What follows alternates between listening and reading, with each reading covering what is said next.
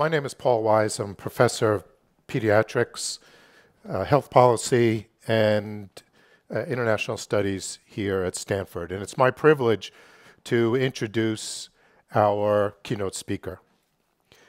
But in order to understand the profound role that our speaker plays in maternal child health field in the United States, I need to give you a little history. In 1921, the Congress of the United States passed the Shepard-Towner Act, which was the first legislation that provided federal funding to the states for critical maternal and child health services. Its record of impact was dramatic, and it improved the well-being of children and mothers, particularly in rural areas of the United States. And the way that the legislation was set up, it had to be reauthorized within 8 years. And when its reauthorization came up in 1929, Congress refused to reauthorize the Shepard-Towner Act. And the primary reason why the Congress did not reauthorize the Shepard-Towner Act, despite all the data that were coming out showing how powerful its impact was because the American Medical Association strongly opposed the reauthorization on the grounds that it was socialized medicine and that it conflicted with the autonomy of the medical profession. The pediatric community within the AMA was so outraged by the stance that the AMA took that it broke away from the AMA and started their own organization, the American Academy of Pediatrics. That's where the AAP came from. But later, in 1935, the core elements of the Shepard-Towner Act were resurrected and became Title V of the Social Security Act, passed in 1935 as part of the New Deal. The organization, the agency in charge of overseeing the federal funding of Title V is the Maternal and Child Health Bureau within the Health Resources and Services Administration of HHS. And the person with responsibility over the performance of the MCHB and the use of the now hundreds of millions of dollars that flow from the federal government to the states, which is still the longest ongoing dispersal of health funds from the feds to the states, is the director of Maternal and Child Health Bureau, who is our speaker now, Dr. Michael C. Liu. Michael received his BA in Political Science and Human Biology from Stanford University. He went on to get an MPH at UC Berkeley and did his residency training in obstetrics and gynecology at UC Irvine. Prior to assuming the directorship of the Maternal Child Health Bureau in 2011, Michael was a revered faculty member of the UCLA School of Medicine and School of Public Health. He has been a leader in maternal and child health services and has been an advisor on multiple national committees, including IOM committees and committees for the CDC. He is a very good friend of many of us in the maternal and child health community in California, throughout the United States, and has proven to be an inspirational mentor to a whole generation of obstetricians, pediatricians, and others committed to the health and well-being of women and children in the United States.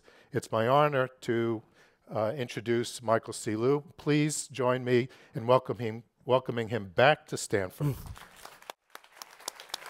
Thanks so much.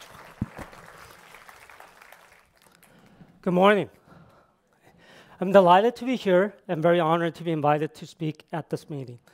Now, I have to say this is such a great treat for me. Since leaving UCLA to join the federal government about 4 years ago, that I haven't really had the luxury of spending a whole day completely immersed in science. And so I want to thank Paul Wise for inviting me. I want to thank all the presenters in advance for sharing the amazing science that you're doing with me. I promise that I will make good use of this science, reflecting the fundamental belief of this administration that it really should be science and not politics or ideology that should be driving our work in maternal and child health. So I'm going to talk about how to improve and innovate maternal and child health in this country. But before I get started, since many of you may not be all that familiar with the Maternal and Child Health Bureau, I thought I'd spend a minute and talk to you about who we are and what we do. We're a bureau under the Department of Health and Human Services. I'm the director of that bureau, and I run a bureau that's responsible for improving the health of all of America's mothers, children, and families. We envision an America where all children and families are healthy and thriving,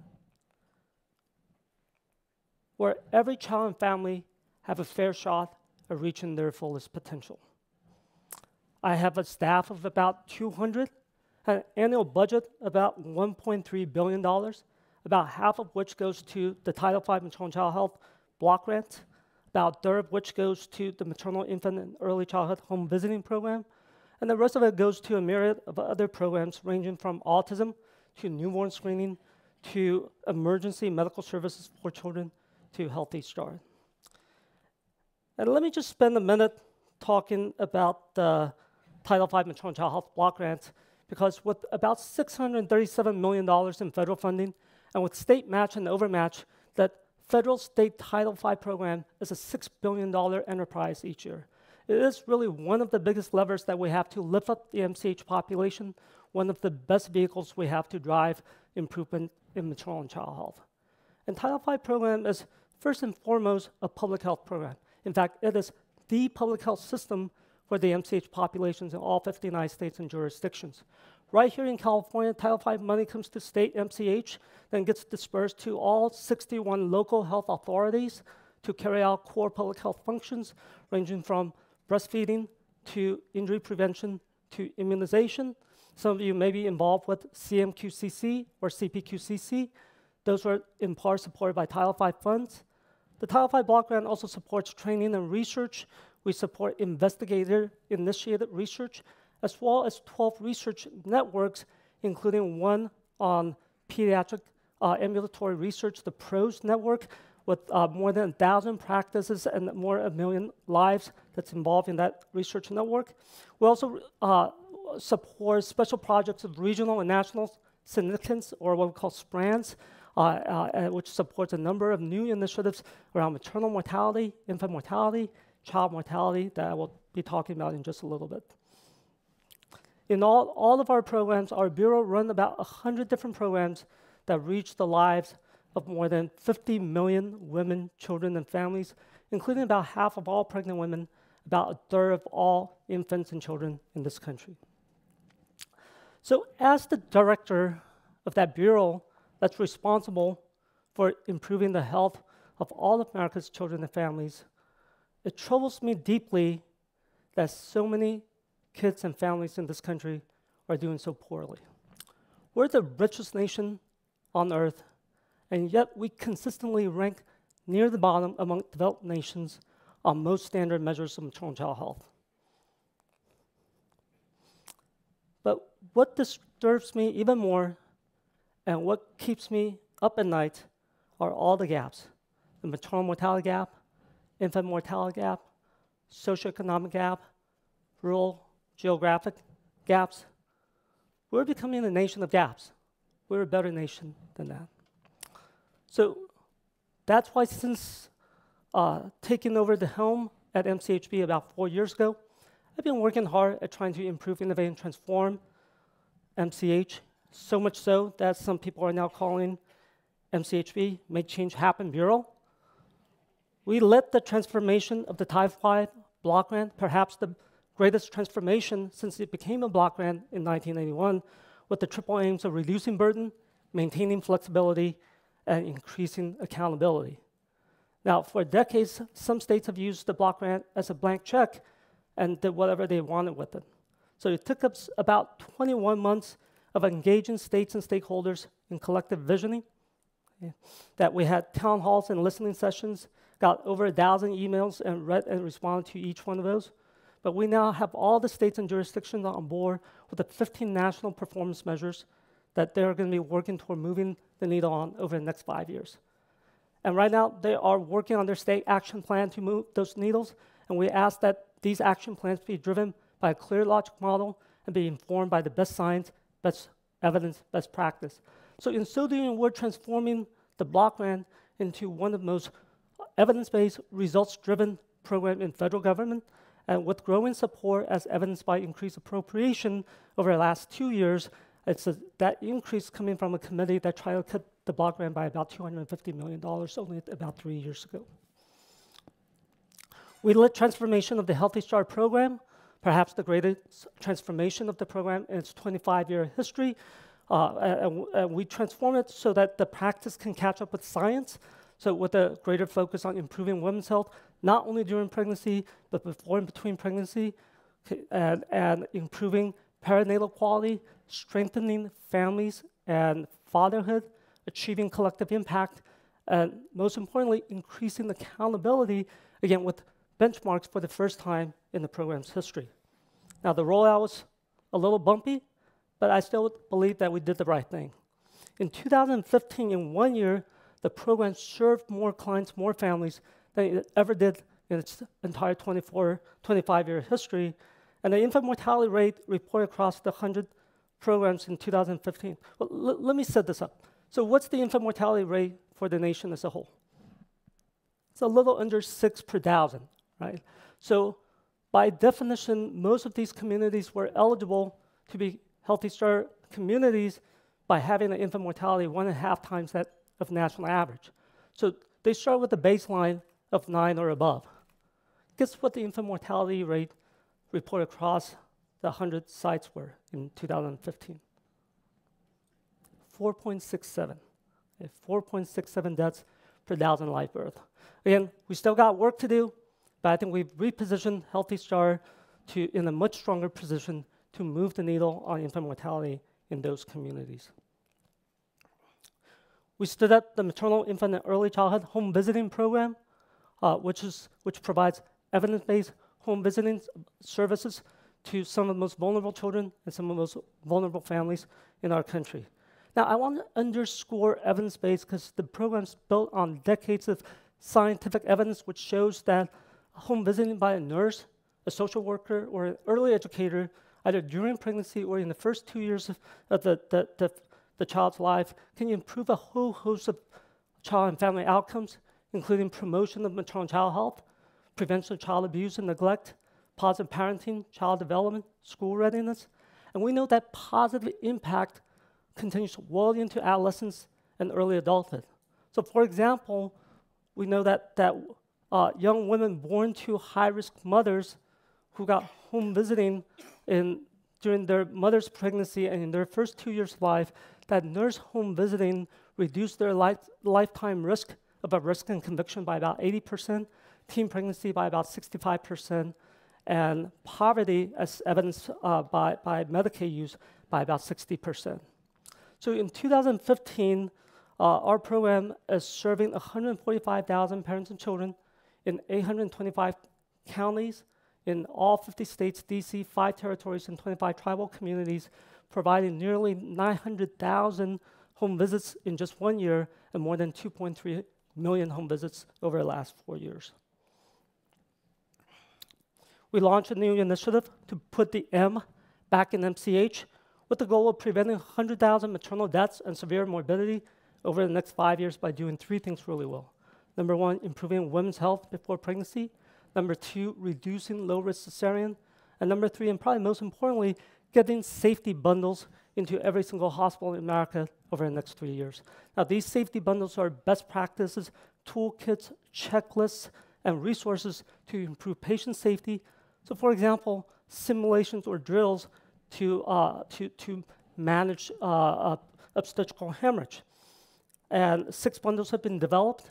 4 more are under development, including 1 for cardiovascular diseases and cardiomyopathy, which are becoming the leading cause of maternal mortality in this country. Now, we know these bundles, we think these bundles can work because we've seen the work right here in California, and I actually saw it firsthand before I left for the federal government. I saw a network of doctors, nurses, public health professionals. They went around the state from hospital to hospital. They did in-service to labor and delivery staff. They did grand rounds. They engaged hospital CEOs to run quality improvement learning collaboratives. And they're beginning to change, to move the needle. So California's maternal mortality ratio trended with the rest of the United States up until about 2006. So the numbers just kept going up. And then the curve started to bend. California's maternal mortality ratio went from a high of 16.9 in 2006 down to 6.2 in 2012. That's a 64% reduction in 6 years. The African American maternal mortality ratio went from a high of 51 in 2006 down to 26.4 in 2012. That's a 50% reduction in just about 6 years. Okay.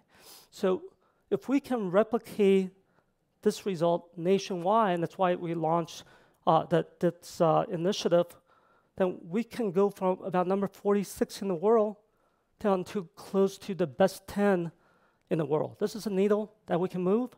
It's time that we put the M back in MCH. But also recognizing that to really improve maternal and child health in this country, we really have to improve women's health.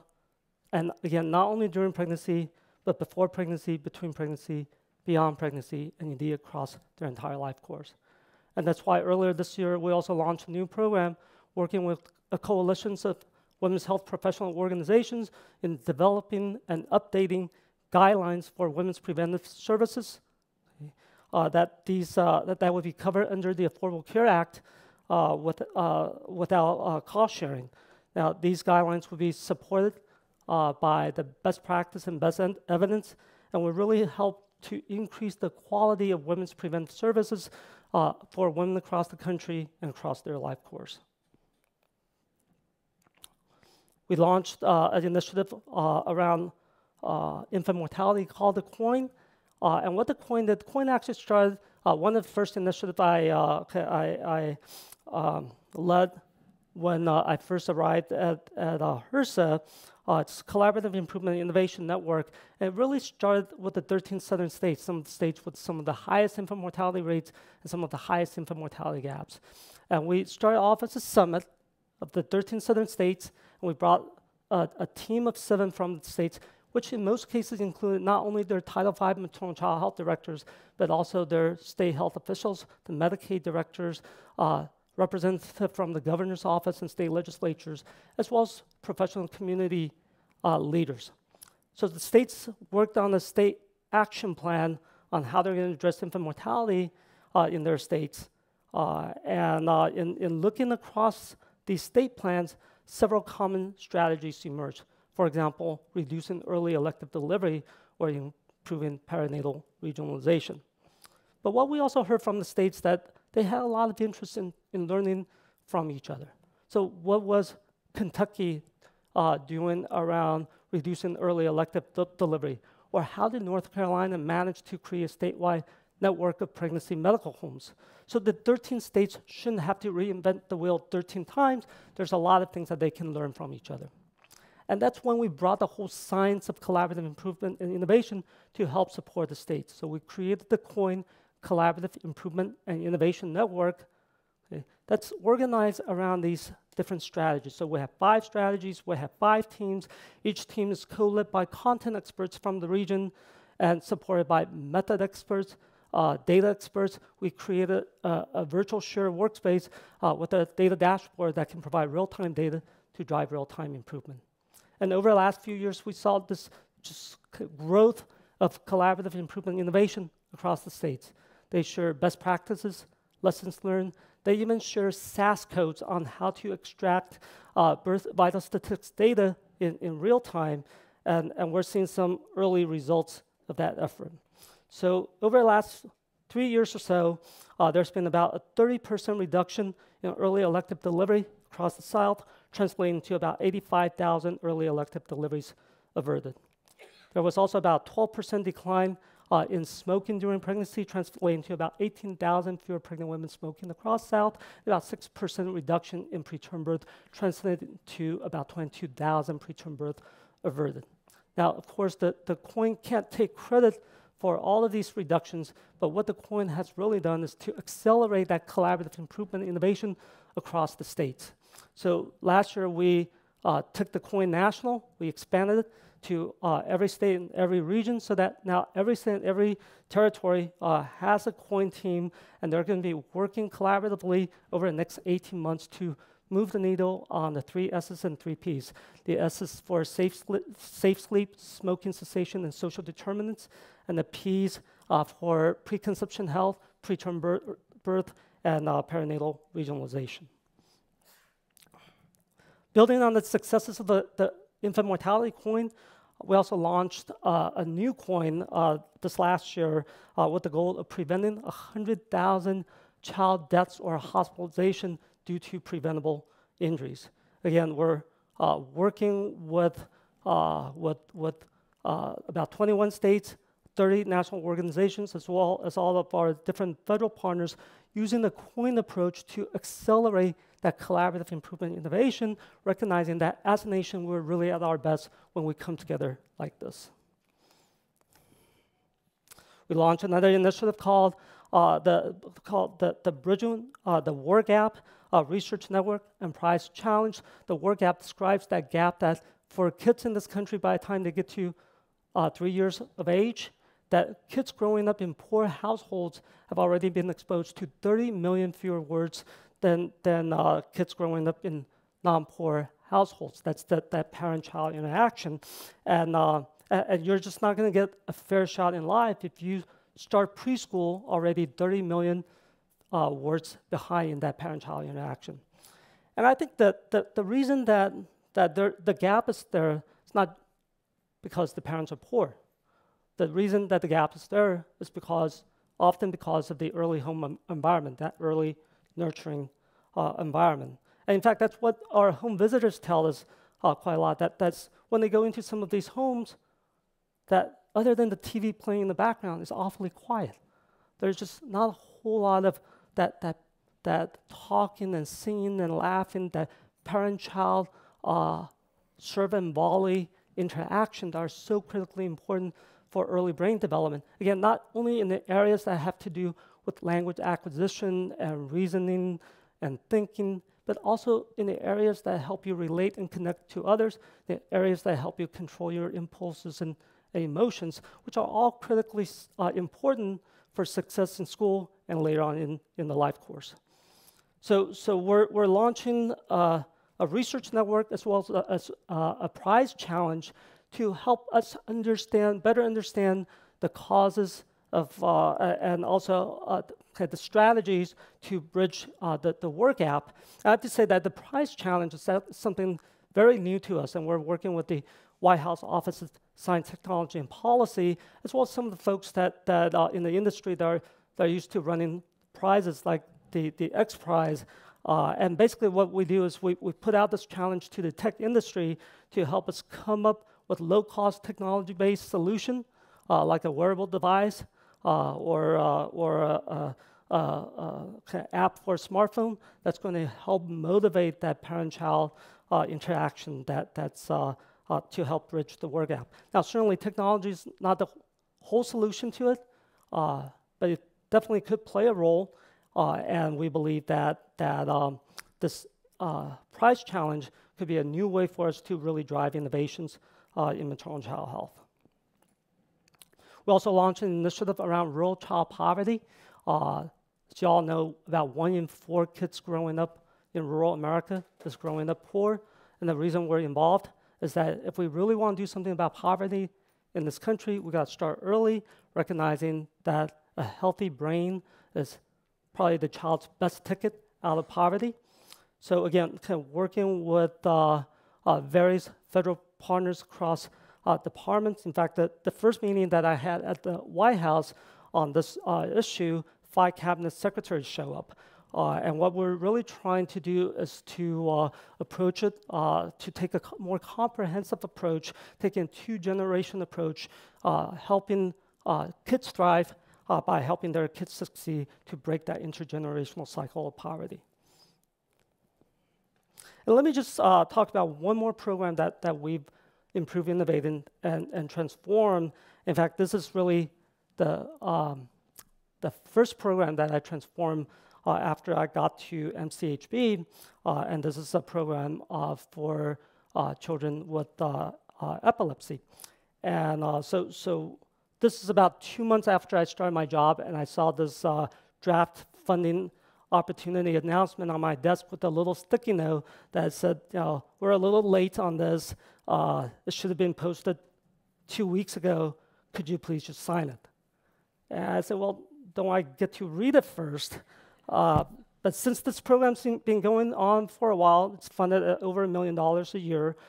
So I asked the project officer to come in, and I asked her, so it's been going on for a decade. What impact has it had? What difference has it made? So the project officer told me, well, we don't really know because we haven't been doing evaluation. I said, well, at least tell me how many kids we're serving. A pretty reasonable question. She said, well, we haven't been collecting that data. And so I said I wasn't going to sign this FOA until I get some data. So she went back to the grantee. They went back and forth for several weeks. Then she came back and she said, well, we think maybe 25, but we're not quite sure if these are unduplicated counts. Okay. So I said, are you kidding me? For $1 million, I can fly a neurologist on a private jet to do home visits for cheaper. So we canceled the program and we decided to completely revamp it. Now, for many of the kids with complex seizure disorders, especially if they're living in rural communities, underserved communities, that they often have difficulty accessing quality services because the primary care providers in the local communities don't feel comfortable managing complex seizure disorders, and that the nearest specialist may be hundreds of miles away. So what you really need to do is to develop a co-management relationship between the local primary care provider and the hub of specialists, and that's what some of our grantees decided to do, that they're using telehealth, teleeducation technologies to extend the reach of the program. So I'm happy to report that in 2 years, this program went from serving about 25 kids a year to serving about 9,000 kids over the last 2 years. So again, this is just an example of how we're transforming many of our programs, including programs for children with special healthcare needs, so that it's really not enough for our program to just offer quality services to people who can access our program. That we're really working hard to extend the reach of our program to those who have traditionally been locked out of those services, to move our nation closer to that vision that no matter where you live in this country, that no matter the family you were born into or the color of your skin, you should have access to the same high quality services as anybody else. You should have access to early screening, early diagnosis, early intervention, access to a medical home and community system care where the family is front and center in driving that care. So we've been working hard at making change happen over the last 4 years. The question is, are we doing enough? What more can we do? How can we do better? So in time remaining, I'm going to offer up a few of my own ideas, but I'm also going to take advantage of the fact that I do have an audience of some of the best and brightest in the country. So I'm going to use you as a sounding board, and I appreciate any feedback, any suggestion that you have for these ideas that I'm going to share with you.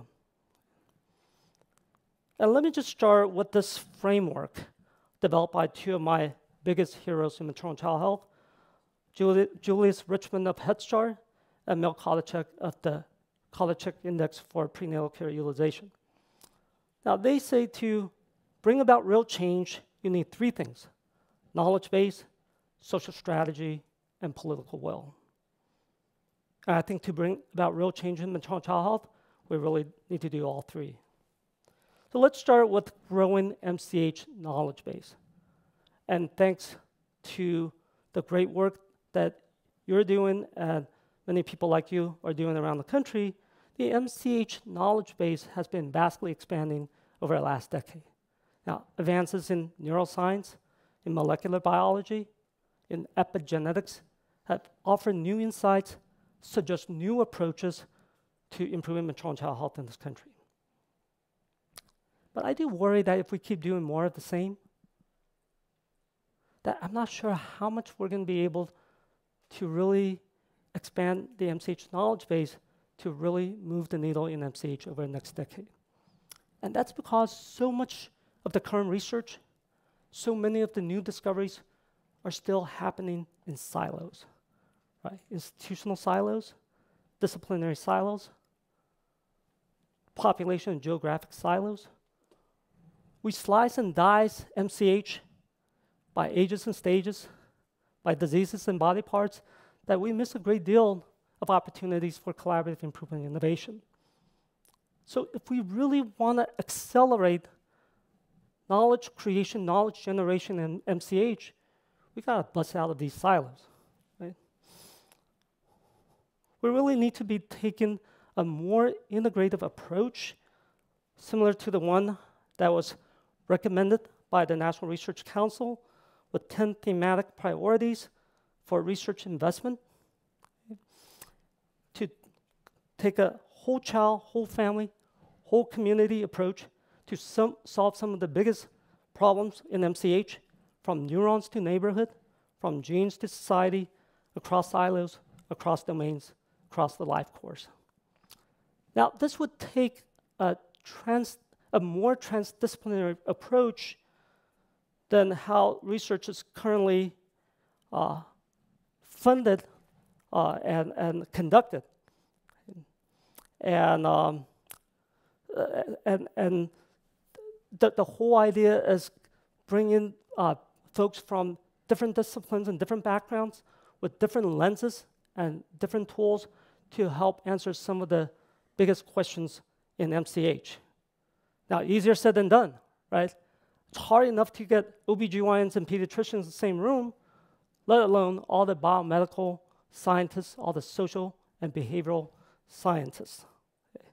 So how do we create that research ecosystem within and across institutions and across the country with all the right supports and reward system in place to promote cognitive diversity and transdisciplinarity, which I believe are the two major drivers of innovation.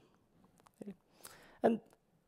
And this isn't just about bringing people from different disciplines to work on different problems. Okay.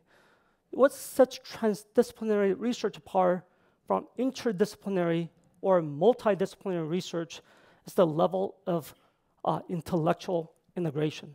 So for example, in our research networks, we bring researchers from different disciplines and different backgrounds from all over the country, and they actually spend their first year developing a common agenda, a common conceptual framework, and setting common priorities on things that they want to work on over the next few years. And I'll say one more thing about growing MCH knowledge base is that if we really want to move the needle in MCH over the next decade, we really have to accelerate translation, fast-track translation. Now, discovery research has its place, but we can't get stuck on discovery phase. We really need to accelerate translation, and not only from T1 to T2 or bedside to curbside, but also T2 to T3 curbside, from bench to bedside, but also T2 to T3 from bedside to curbside, and T3 to T4 from curbside to policy, to accelerate that translation of research to practice and policy. Now, the other day, I went on a webinar on parental brain changes in the postpartum period. And as I was watching these fMRI images about changes in the parental brain, it struck me in terms of the gap in where the science is versus where our current practice is, and all the missed opportunities for improving parenting and supporting families when our postpartum visits still focus so much more on the maternal uterus than on the maternal brain. Okay? But I think these types of insights that it really shouldn't just come because I happen to log on to a webinar or come and speak at Child X, that innovation shouldn't just occur by coincidence or happenstance, right? So how do we engineer more rapid and reliable translation so it doesn't take 17 years for research to change practice? And how do we build a national R&D system in MCH with all the built-in sensors and feedback loops that will help accelerate translation of research to practice and policy? Second, about growing social strategy. And by that, I mean both clinical intervention as well as community intervention, both individual level intervention as well as population level intervention. Okay.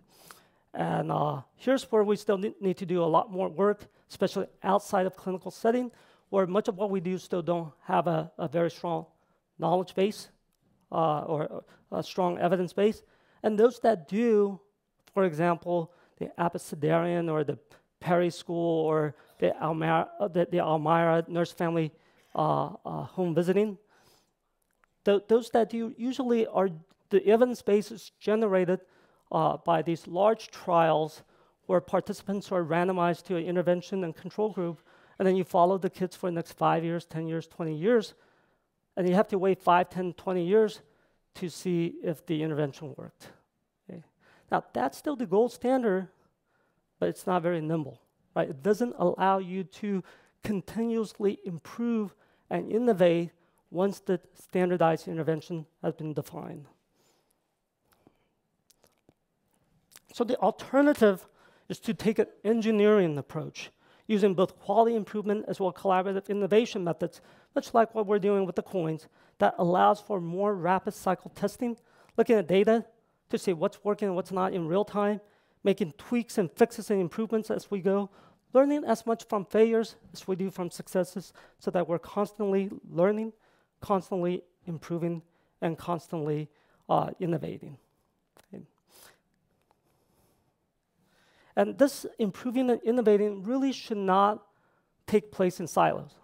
Right? And for the coins, we created a collaborative space for states to learn from each other, to innovate with each other, to incubate swarm creativity.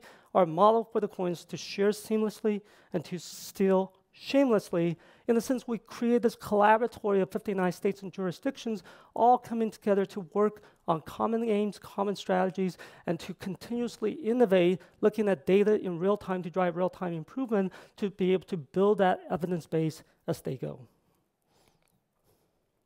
And let me just say one more thing about growing social strategy, is that we just have to get a lot more precise in what we do. Okay? So traditionally, when we evaluate the effectiveness of an intervention, okay, we look at its impact averaged across the study population, okay, without looking at who benefited most from the intervention and who benefited not at all. Okay? And if the average impact across the study population is statistically better than what we see in the control group, then we declare success, even though the effect may be very modest. And then we scale it up to different populations and different communities, and then we wonder why we don't see the same kind of population level benefits as we saw in the original trials.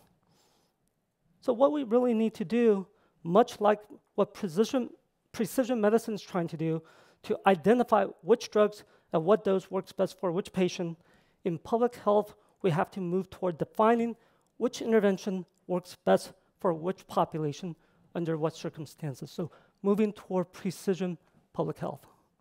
Now, this would require a whole new way of doing these type of intervention research, creating a platform that's nimble enough for us to do rapid cycle testing, to test adjustments, corrections, enhancements, so that we can tailor our intervention towards specific population risk, not one size fits all, but designer intervention that are more likely to be effective for specific populations. And lastly, growing political will. And I'm actually not in the best position to talk about this, talk about political will, because there's a lot of things I can't talk about in my position.